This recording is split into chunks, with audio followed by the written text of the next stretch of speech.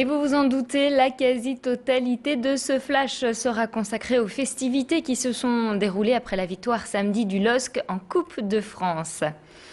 Dimanche, les Dogs ont donc présenté la Coupe de France au public lillois, un public venu en nombre pour féliciter les héros du jour. Près de 15 000 spectateurs se sont massés devant l'hôtel de ville pour remercier Rudy Garcia et toute son équipe. La capitale des Flandres n'avait pas revu la vieille dame depuis 1956, alors forcément, son retour sur la métropole a réchauffé le cœur des Lillois. Pour l'occasion, la ville de Lille était rouge de bonheur. Je vous propose de revivre ce moment d'émotion avec ces images signées Élodie Bernachon.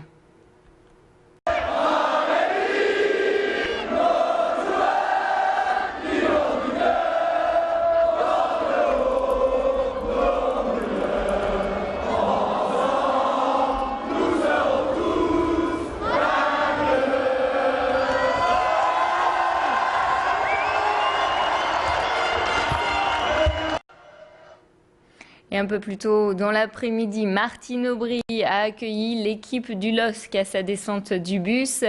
Les vainqueurs ont été reçus dans les salons d'honneur de la mairie, alors qu'à l'extérieur, la foule bouillait d'impatience.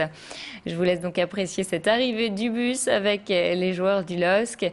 Et donc, vous le voyez, s'il y avait du monde à l'extérieur de la mairie, à l'intérieur aussi, on se bousculait. De nombreux journalistes étaient présents pour recueillir les impressions des membres du LOSC. Grand Lille TV n'a pas manqué ce rendez-vous. Je vous propose d'ailleurs d'écouter le commentaire de Rudy Garcia. Il est au micro d'Élodie Bernachon. On vient communier avec notre public. Voilà, on vient leur montrer la coupe qu'on a ramenée à la maison. Qu'est-ce que vous avez envie de dire aux Lillois?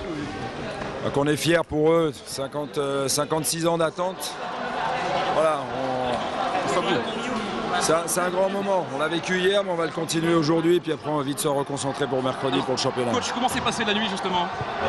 Bien, comme il fallait. Juste ce qu'il faut. Et le héros du jour, c'était évidemment Ludovic Obraniak, l'auteur du seul but de cette 93e Coupe de France. Je vous propose d'écouter une partie de son interview, des propos recueillis par Élodie Bernachon. Je vois qu'on a mobilisé pas mal de monde. On se rend compte de plus en plus que Lille est une terre de football, on disait Lens, mais Lille commence à devenir pas mal aussi. Et voilà, les gens ont fait le déplacement, on est content de pouvoir ramener la coupe dans le Nord après 50 ans. Voilà, c'est une belle chose et ça risque d'être une belle journée. Après avoir répondu à la presse, les membres du LOSC ont donc été reçus par Martine Aubry. La première magistrate de la ville a tenu à remercier les joueurs pour leur investissement et pour avoir contribué au rayonnement de la métropole lilloise. Rudy Garcia ainsi que Marcel Sédou ont reçu la médaille d'honneur de la ville de Lille. Une récompense évidemment éclipsée par la présence de la Coupe de France. Une coupe qui a d'abord été présentée au public à travers les fenêtres de l'hôtel de ville. Vous l'avez vu. Je vous propose d'écouter à présent la réaction de la première magistrate de la ville de Lille. Quand on lui parle de cette victoire, elle pense notamment à son père Jacques Delors. C'est ensemble qu'ils ont suivi le match dans les tribunes présidentielles du Stade de France.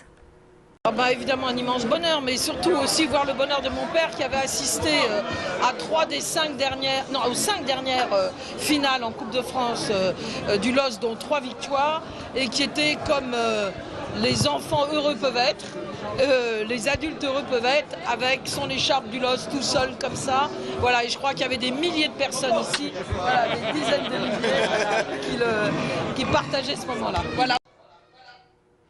C'est donc sur un coup franc à la 89e minute que Ludovic Obraniak a scellé le match, alors que dans les rangs du Stade de France, le public s'attendait à vivre des prolongations.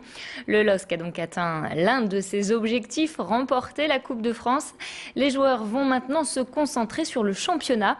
Le doublé est évidemment dans tous les esprits. Dimanche, Marseille n'a pas réussi à s'imposer à Lorient. C'est sur le score de 2-2 que la rencontre s'est achevée, alors que l'équipe de Lille n'a pas encore joué sa 36e journée de ce championnat. Les Dogs sont toujours en tête du classement de Ligue 1 avec 69 points. Ils ont 3 points d'avance sur Marseille et l'écart pourrait encore se creuser. Mercredi à 19h, les hommes de Rudy Garcia reçoivent Sochaux. Cette équipe adverse est actuellement 6e avec 52 points. En cas de victoire face aux Sochaliens, les Dogs sont quasiment assurés de finir cette saison en tête de la Ligue 1, décrochant ainsi le titre de champion de France. Réponse mercredi dès 19h au stadium Lille Métropole. Dans le reste de l'actualité sportive, en rugby, le LMR s'arrête aux portes des quarts de finale des playoffs. Samedi, en match retour face à Bobigny, les hommes de Pierre Chadbec se sont inclinés 27-15 au stade Henri Wallon. Si l'équipe nordiste avait gagné le match aller 15-3, cela n'aura pas suffi. C'est la différence des essais marqués sur les deux matchs qui a été cruciale. La route du Louvre s'est déroulée ce dimanche 15 mai. Le départ a été donné à 10h30 de Lille. L'arrivée avait lieu à Los Angeles, au cœur du bassin minier. Pour cette 6e édition, le marathon a vu la victoire du Kényan Mark Tanui. L'athlète de 34 ans a parcouru les 42 km du parcours en 2h13 minutes et 19 secondes. Le premier Français est arrivé 9e. Il s'agit de Stéphane Chopin. Voilà, c'est la fin de ce flash. Prochain rendez-vous avec l'actualité dans un tout petit quart d'heure à 7h15. À suivre vos prévisions météo et l'infotrafic, toujours en direct sur Grand Lille TV. Très bonne matinée à vous.